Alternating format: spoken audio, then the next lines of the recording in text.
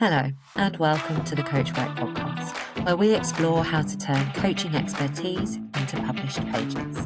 I'm your host, Helen ONeill, portfolio career specialist, author, and creator of Coach Right, the writing space and program specifically designed for coaches. You can get the episode show notes and your free guide to publishing options at coachright.co.uk. It's time for the next chapter. Welcome to the Coach Right podcast. I'm your host, Helen ONeill, and this is episode 27. In today's episode of the Footnotes, I'm going to be sharing my reflections from the Self-Publishing Show Live 2026. SPS is the largest independent author conference held in Europe, and it's 2 days of plenary sessions, networking, deep dives into advanced topics, and those all-important connections. It's the third time I've attended, and each one's been slightly different as the industry and the organisers have evolved. And of course, my own publishing career has also evolved. My network is more established, and I have more books published. The event was held at a new venue this year, County Hall on the South Bank. There were spectacular views to be seen of the Houses of Parliament as we walked past into the event space, which of course I completely ignored because I'm from London and you tend to take these things for granted when you see them regularly. Day one was the plenary day, so a single track where everybody attended the same talks. It was a blend of motivational speakers and panel conversations. The day opened with Tom Donnelly talking about process. And I always think it's curious that there are so many books about writing craft, but only a handful about writing process. Yet it's the process that people are often interested in. You'll hear when I interview guests that I always ask them about how they find the time to write, how they stay motivated, and even things like the tools they use to support them. Tom comes from a screenwriting background and has been involved in an awful lot of films with names you would recognise. He only really turned to authorship during the screenwriters' strike a few years ago, and today is incredibly generous in sharing his expertise with the community.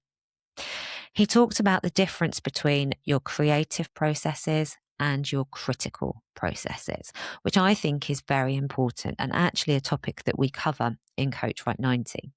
We all know as coaches that we have a logical part of the brain and a creative part of the brain. And there's obviously a lot of neuroscience that sits behind that. Tom talked about the fact that one of the biggest problems we have when we're trying to write is we try and do both of these things at the same time. So, for example, how often have you sat down to write only to find yourself halfway down a page when you think, who was it that said that thing that I want to talk about here? What was the paper called and when was it published? And before you know it, you've reread the paper, fallen down the internet rabbit hole, possibly bought a couple of new books, and an hour has passed. Flow is a distant memory, and all because you've allowed your logical brain to take over your creative process. Whereas actually, what you needed to do was pop a little note in where you were writing to say, look up more about this later. He talked about the epiphany incubator. Isn't that a wonderful term? And that this is where we get our relaxation endorphins. In a world where we're so often chasing the cheap dopamine hit, going to a green space for a walk, having a bath and allowing yourself the slower experience of joy is so incredibly powerful. I know that the more I walk, the more I think, and the better I write. Again, there's a whole load of science behind that, and we already know it. And we need to be reminded. Tom did that brilliantly in a wonderfully entertaining way. My standout talks from both days were from Becca Syme, which probably won't surprise you because she is a coach who writes books. She is Gallup certified and a strengths coach who is incredibly wise and has coached thousands and thousands of writers during her career. I am one of them. She's the person that introduced me to strengths, which changed how I approached my personal development. So she did 2 talks. Her talk on day 1 focused on challenging perceived wisdom. She calls this questioning the premise. As coaches, we see this with our clients all the time. Yet when we're looking at our own working practices, we're just as fallible as they are. So, for example, you should write every day is a common piece of writing advice. Over the years, I've learned that is not for me. Well, it is, but not quite how you expect. I have a strength called intellection, which means that I need to think about things in order to process them. I need to reflect. Handy as a coach. So I can work on the same manuscript for up to about 4 days consecutively before my productivity starts to decline. I can fix this by having 2 projects on the go at the same time. They have to have a completely separate focus, i.e. one fiction, one non-fiction. And then when I hit the intellection wall, I simply switch projects. We use strengths a lot in coaching, and I particularly like Gallup as a structure, and I'll always be grateful to Becca for introducing them to me. But what brings a smile to my face as I say this is her talk on the topic of fandom, which she gave on day 2. Beforehand, I knew I was a fan of Becca. Now I know what kind of fan I am. Before I get into that, a fandom is a group of followers. These are people who connect with you, engage with you, and follow you. Fandom is active, and these are our clients and customers today and in the future. She ran through 8 different types of fans, what they need and want, and how we can support and interact with them. The first was the evangelist. Now, evangelists kind of do what they say on the tin, right? These are the people that think that everything you do is amazing, and they talk to other people about how amazing they think that you are and recommend that you go and find out for yourself. So I smile as I say this because clearly this is me. I'm a huge advocate for Becca and have the utmost respect for her work. And I tell people that on a regular basis. Her talk made me consider who in my community fits into this category and most importantly, how I can serve them. Loyalty is lovely and deserves to be recognised. Becca is such a genuine person. In the independent author space, she is a huge name, yet she was incredibly approachable and so genuine in wanting to connect with other authors, which has obviously only cemented me in the evangelist category. But isn't that interesting? So consider if you have evangelists for your coaching practice. You might like to think about how you can give them some special attention. This could be some sort of referral scheme. Maybe they refer somebody to you and you give them a free coaching session or a signed copy of your latest book, for example. I won't go through all 8 types of fandom because time, but the other type of fandom that I thought was really interesting was the last one we talked about, and one that's possibly overlooked sometimes. That's the friend. The way Becca described this was being the welcome mat of the fan base. I know how daunting it is joining a new community, attending a new event, starting a new job. The friend in this context is the first person to say hello, to ask about you in that genuine and non-intrusive way. They show you around, either digitally or physically. They hold their hand out for you and make you feel like that community is warm and a welcoming space to be. One of my values is connection, and this shows up for me in wanting people to feel important, welcome, and safe. The friend is a facilitator of that. If you want to find out more about Becca, she runs the Better Faster Academy and hosts a brilliant podcast called The Quickcast. And of course, her books on writing are fantastic too. I will leave the links in the show notes. I mentioned in last week's show very briefly that I've been considering doing a Kickstarter. So another standout session for me was from Oriana Leckert, who gave an introduction on how Kickstarter works as a platform and how to think about planning a campaign. I'm still going back and forth on this and would welcome your feedback as to whether or not you think it's a good idea. So, for the past 2 years, I have created a business planner. Originally, I did this because I couldn't find a planner that supported a portfolio career. So I created one because I needed it. Then year 2 came around and I needed a new one. So I updated it based on how I'd found using the previous edition. Since then, Amazon's rules on what they call low content books have changed. This is probably AI driven, as things like notebooks are easy to content farm.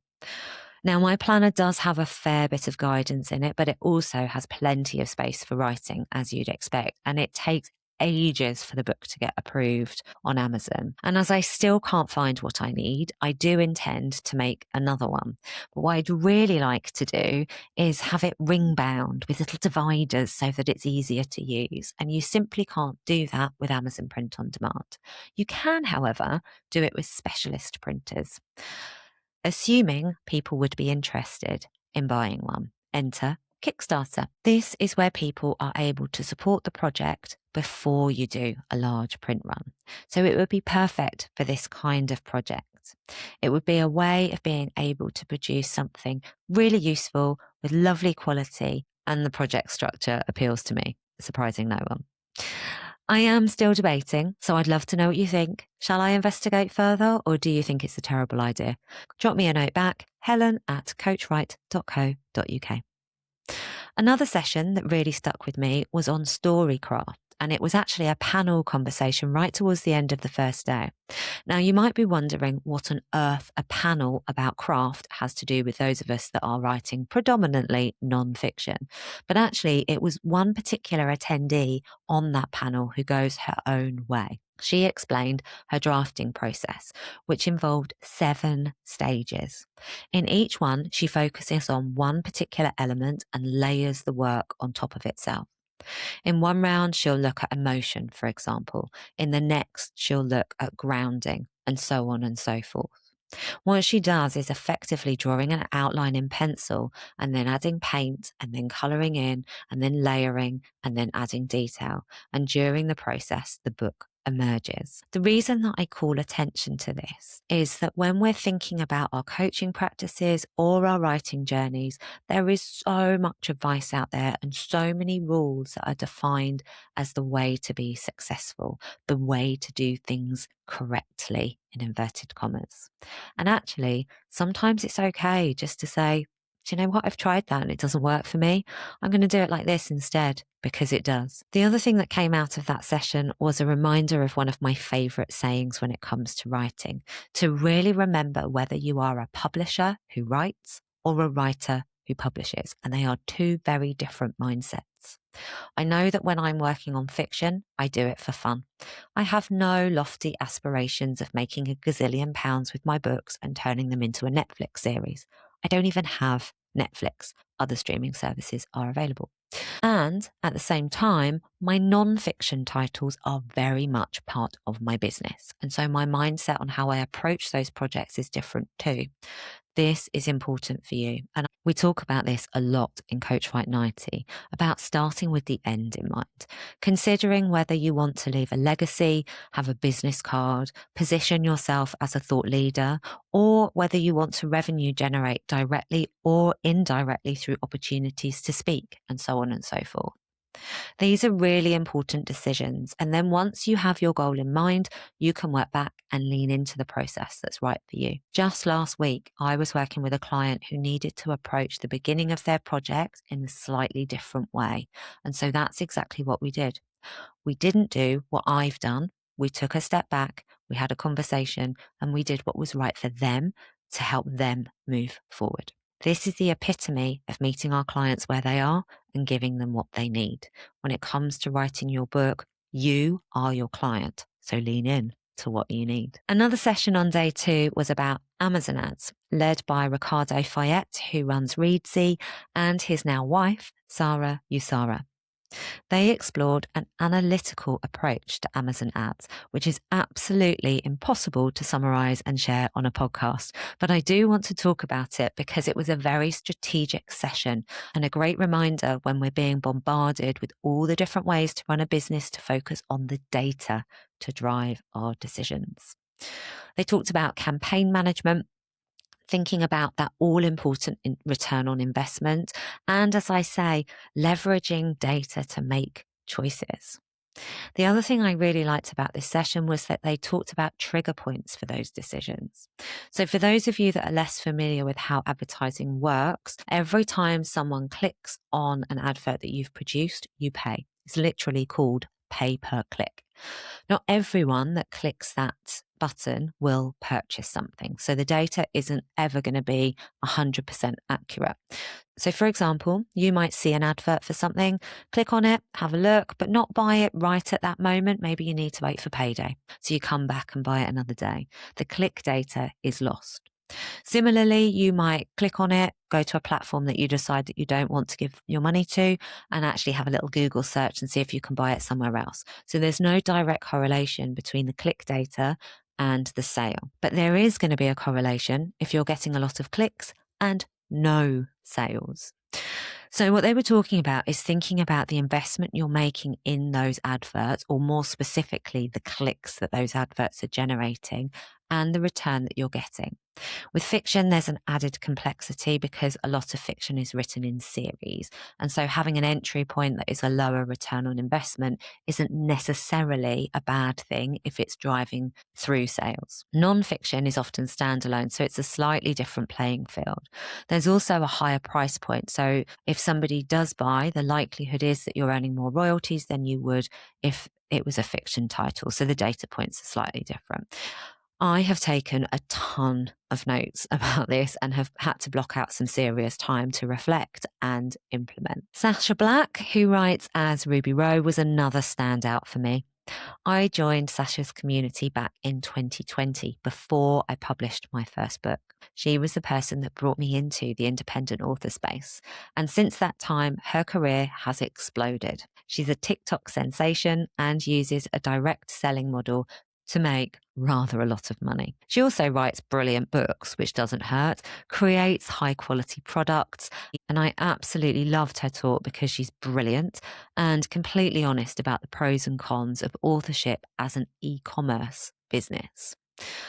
I can't ever imagine that I'm going to have a warehouse and ship books internationally. But, never say never. But it was one of those talks that was inspiring because of her journey. Her success is a result because of her talent, her business acumen, and her grit. And that is what's got her here today. And we can all learn from that. The event was closed by Rachel McLean. Rachel is a phenomenally successful crime writer and a true inspiration. She is not immune to the energy challenges that face so many of us that run our own business. She closed the event by talking very personally about her experiences of burnout and sharing how she recovered and the changes she's made in order to be able to live a life that brings her joy in a sustainable way. Surprising no one, that includes a lot of simplification, downscaling, and slowing down. She talked about a metaphor of a fox that's running around doing all of the things and getting themselves exhausted, and the hedgehog who's really, really great at rolling up into a ball and being spiky. They pick one thing and do it brilliantly. How many of us can resonate with that? It's so tempting, isn't it, to run around trying to do all the things, develop the signature program, write the book, develop the course, deliver the workshop, chase the one-to-one, look at the one-to-many, do all of the socials, post every day, reply to everyone, email campaigns, PR, podcast, all of the things, all of the time, trying to coach everybody. Whereas actually we know logically that if we pick a niche, focus on it, and deliver excellence to our clients consistently, that simplicity will bring us the life that we need. My word of the year this year is simplicity. So this was a very timely reminder. The other thing to factor in here is being really clear on what's enough. Do you need more money, more clients, or do you want more time? She talked about evaluating opportunities in terms of the money they might generate for your business, the skill you have in doing those things, and the joy they bring you. Those mechanisms are a brilliant way to decide whether or not to pursue something. I really like that. And it was the perfect way to close the conference. As I record this, I've written up my notes. I've completed the low-hanging fruit, the quick actions that will make a difference in my business. And I continue to reflect on some of those more strategic points like the Kickstarter and evaluate whether or not they'll be appropriate for my business this year or not at all. Because actually my last takeaway was from a conversation with a friend on the way home. They'd attended a session on translations, and with advancements in AI, these are absolutely exploding at the moment.